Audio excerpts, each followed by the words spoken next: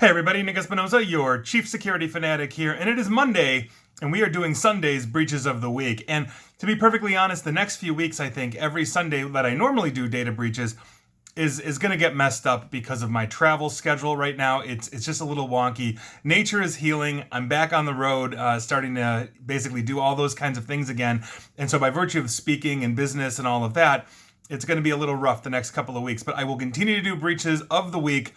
Probably not going to be on Sundays though, but I will do them when I get the chance. Now, with that, I'd like to thank the people that obviously sent me a lot of this information. And that is Jason Dance, Chris Fallon, Barrett Peterson, and Jacqueline Wolf. And thank you so very much. It helps me out, especially as I'm traveling, that you're just giving me all of this. And with that, let's start with the one that essentially dominated the news for data breaches, because I kept Googling and Googling and Googling, and this was 95% of all of the articles that I could find. And that would be the massive online game streaming platform, Twitch. Now, if you didn't know, basically, criminals accessed Twitch and leaked a vast amount of company data, including proprietary code, creator payouts, and the entirety of Twitch.tv. And Twitch confirmed this breach in a tweet this past Wednesday morning, but did not provide further details. On top of the Twitch.tv code, the attackers said that they stole the site's mobile, desktop, and console Twitch clients. They also accessed, quote, proprietary SDKs or software development kits and internal AWS services used by Twitch. Twitch is owned by Amazon. Would make sense. They are platformed on Amazon Web Services. They also got other properties like the IGDB and CurseForge, an unreleased stream competitor from Amazon Game Studios, codenamed Vapor, and Twitch SOC internal red teaming tools. They also showed creator payouts from 2019 until now, which includes the #1 top streamers, as well as almost 2.4 million streamer payouts as well. And some of these folks are making millions of dollars throughout the years, and there's been a whole debate on this. I'm not going to get into that, but that is your data breach. And if you use Twitch, basically all of them got hit. If you make money on Twitch, everybody knows what you're making now. Hopefully, it's pretty good. Moving on. Let's talk about engineering giant the Weir Group out of Scotland. They had a ransomware hit that led to, quote, significant temporary disruption in September. Now, the company says that the attack had no impact on their third quarter orders since all facilities were operational and customer impact is currently being mitigated, and hopefully they'll get back on track. Don't have much more information than that right now, but heads up if you use or have anything to do with the Weir Group, they got hit with ransomware. Moving on, let's talk about Facebook. And no, I'm not talking about the Facebook outage that basically most of the world, unless you're an influencer, was breathing a collective sigh of relief on. I'm actually talking about a Facebook data leak, because private and personal data for more than 1.5 billion Facebook users was found for sale on basically a hacker forum. The data found for sale does not indicate, though, that the seller actually broke into the Facebook systems or it's tied to any other data breach. It apparently looks like it was scraped from that platform. Facebook makes it very easy for people essentially to rip off your information. Why anybody uses Facebook to post anything personal, quite frankly, is beyond me. So I'm not talking about that basically outage, because what they said was that was an internal configuration issue. It looks like some kind of insider threat. Basically, the day after a whistleblower comes out talking all about the damages that Facebook has done, and suddenly they're out for 6 hours on what is one of the most sensitive routing configurations any company can deploy, known as BGP. It just doesn't add up to me. Why would they do that? So anyway, that's my speculation, but that is your Facebook data breach of the week. They've always seemed to have one going on. Moving on. This is an interesting one. Let's talk about a transnational fraud ring, because Frederick Brown, a former U.S. Army contractor, was sentenced on October 3rd to 151 months in prison after admitting to his role basically in a conspiracy that targeted thousands of U.S. service members and veterans and caused millions of dollars in losses. Now, Brown was one of 5 criminals charged with carrying out identity theft and fraud schemes that targeted, quote, service members, active duty, reserve component, and National Guard, and veterans their departments and civilians employed by the Department of Defense, according to a 14-count indictment unsealed in August of 2019. Now, Brown provided the stolen data to his co-defendant, Robert Wayne Bowling Jr. Bowling and other members in this fraud ring who basically then used the information to create and compromise military personnel's defense self-service logon accounts. This basically allowed the conspiracy members to access U.S. military community benefits information via the Department of Defense's portal and steal millions of dollars from veterans' pensions and disability benefits payments and U.S. military members' bank accounts. So screw those guys. They are obviously in prison, and 151 months doesn't seem like enough time, but there you go. If you are active duty or a veteran of the U.S. military, heads up, you might want to check in and make sure that you weren't compromised in some way, shape, or form due to these jerks. Moving on. Let's talk about Medtronic, and this is an urgent one because they are urgently recalling remote controllers for insulin pumps belonging to their quote-unquote mini-med paradigm family of products due to severe cybersecurity risks. Now, these devices were sold in the United States between August of 1999 and July of 2018, and it's estimated that there are 31,310 vulnerable units basically in use by diabetic patients in the United States at this moment. The problem with these older remotes is that an unauthorized person could potentially record and replay the wireless communication signal that is generated when the user presses a button on the controller, sending commands directly to the insulin pump. In this way, somebody could purposely over-deliver or stop the delivery of insulin to a patient, which could obviously mean death. For people who suffer with severe diabetes, going through hypoglycemia or ketoacidosis, basically even if it's for a short period, could lead to death. So that is a huge, huge problem. So if you have an insulin pump, the Medtronic Mini-Med Paradigm, you definitely want to contact them. Your health literally could be at risk there. Moving on, let's talk about the Virginia Department of Behavioral Health and Developmental Services. They're investigating after some of their residents' personal information was leaked in a data breach by one of their online programs that basically helped handicapped kids. So that's awesome. I don't have much more in terms of what information was identified, but if you belong to any of the programs of the Virginia Department of Behavioral Health and Developmental Services, you definitely want to check in.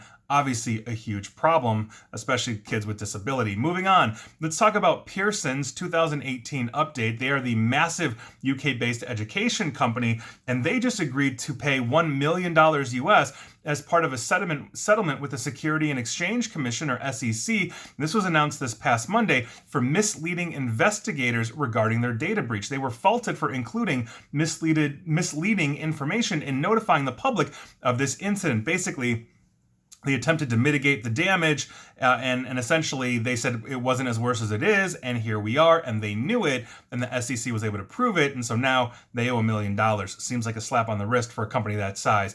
Moving on, I want to give you guys an update on Epic. This is basically that hosting service that was controversial because it was hosting that Texas abortion whistleblower website.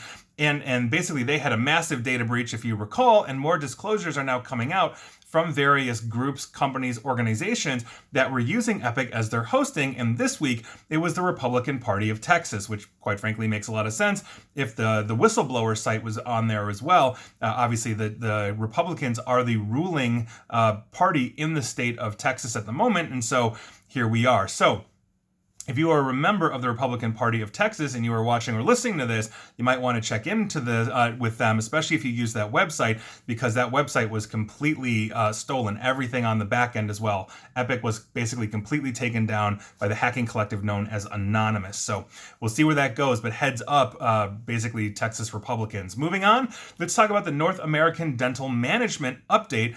Dental practices in the Ohio towns or cities of Niles, Poland, Boardman, Alliance, Austintown, Sebring, and Salem are now declaring basically disclosures for data breaches, but the disclosure was vague because I'm not sure which practice in these towns was actually the one that was hit, unless each of these towns are so small they only have one dental practice that belong to the North American Dental Management Society or whatever it is. And so heads up, if you live in one of those towns, you might want to call your dentist's office and see if they were part of this, because that's all I have. Niles, Poland, Boardman, Alliance, Austintown, Sebring, and Salem, Ohio.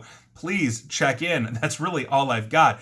And as much as I tried, Twitch was so much in the news, I really had a hard time finding other data breaches beyond those that supplied to me, and so we are heading to Finally, and we have 2 Finallys for you. And I think this one is significantly more interesting and damaging than the Twitch one, and it's not getting nearly enough news coverage as it should be, because we're going to be talking about major telecom provider Cineverse. You've probably never heard of them, but they are in your life because they route billions of text messages each year for providers including AT&T, Verizon, T-Mobile, and other large carriers.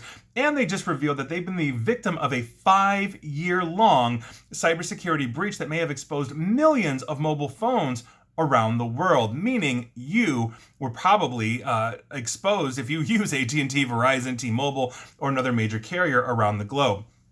Now, Cineverse says on its website that they process more than 740 billion messages per year and have more than 300 direct connections to mobile operators around the globe. This incident was revealed on September 27th in a filing with the U.S. Securities and Exchange Commission, or SEC, in which Cineverse revealed in May 2021 that it, quote, became aware of unauthorized access to its operational informational technology systems by an unknown individual or organization. Now, the results of this investigation revealed the unauthorized access began in May of 2016. The attackers had gained access to databases within the company's network on several occasions, according to their reports. Now, login information basically allowed access to or from their electronic data transfer environment, and it was compromised for approximately 235 of Cineverse's customers out of their 300. So odds are you have that problem. If you are sending text messages using, let's say, the Verizon or AT&T or T-Mobile network, as you are basically texting back and forth with a standard messaging app, you essentially got this information exposed. And I think it really underscores the fact that your text messages aren't private to you. If you text me something sensitive and I text you something sensitive back, it's you, me, and AT&T or T-Mobile or Verizon or whoever that can actually read these things, which is why I always recommend using, if you're going to be texting, the app called Signal. It's made by a nonprofit, it's end-to-end encrypted, and if you're using Signal, you don't have to worry about Cineverse because essentially your data is not going through their network in any readable way. And so heads up to you, you all should be using Signal at this point. And if you're not, and you have text messages and you're on a major carrier around the globe, and most of you are, you have probably experienced a data breach. There you go. And finally, we have to talk about the 2021 data breach numbers because we've got some up-to-date numbers and it ain't good. Now, the Identity Theft Research Center reports the number of data breaches so far this year has already surpassed the total number in 2020 by 17%. That's almost 1/5 more. That's crazy. And this could be a record-breaking year for data compromises. We are on track to break that. And as I mentioned, every year, it seems to get worse and worse, especially on the numbers. Now, the number of publicly reported data breaches in the third quarter was actually down a bit from the previous 3-month period. 446 publicly reported attacks versus 491 for the second quarter. But year to date, there have been 1,291 data breaches compared to 1,108 in 2020. The all-time high was set in 2017 with 1,529, but we are on track to exceed that. And 2020's biggest spikes occurred in the beginning of August, implying that more are on the way. Now, obviously, these numbers are ridiculously low. There is not 1,000 or 1,200 or 1,300 data breaches. There are tens of thousands of data breaches that happen all the time. I am talking about them constantly. These are the ones that are simply publicly reported, and the vast majority of data breaches simply do not go reported, and that is a huge problem. Now, phishing and ransomware are the 2 most popular tools for these attackers, according to the report. The group also noted that many authorities are becoming more reticent to discuss data breaches, what I'm just talking about here. One state, it says, without identifying that particular state of the 50 states here in the United States, had not posted any data breach notifications since last September. And so obviously these numbers, as I mentioned, are very skewed, but they are climbing up. And if the official reports and official numbers are starting to climb up, you know that the unreported ones are exploding. So we have a huge problem on our hands when it comes to data breaches, data breach reporting, and everything else. And that really underscores the fact that most organizations are not keeping up with their cybersecurity standards or practices, that they've become rather complacent using, let's say, the same products and technology, or approaches that they've used for years. And quite frankly, the attackers are outclassing you. And so as much as we keep up in the cyber defense community, if you're not adopting the latest trends, tactics, and technology, you got a problem. You're going to be behind, and at some point, you may be one of the 1,300 in the first 3 quarters, or one of the 30 billion of them that probably got hit this year. So those are your breaches of the week. You were absolutely affected this week thanks to Cineverse, but hopefully, well, Facebook too, probably, because most of you have Facebook, hopefully, and I know I will get some messages, well, I don't have Facebook, but you do have a cell phone, and you are texting. We all do. So with that, those were your breaches of the week, and you were affected. And please like, share, follow me here on Facebook and Twitter at NickAESP. And please feel free to subscribe to me at YouTube as well. And as always, stay safe, stay online, and please stay private. Thanks, one.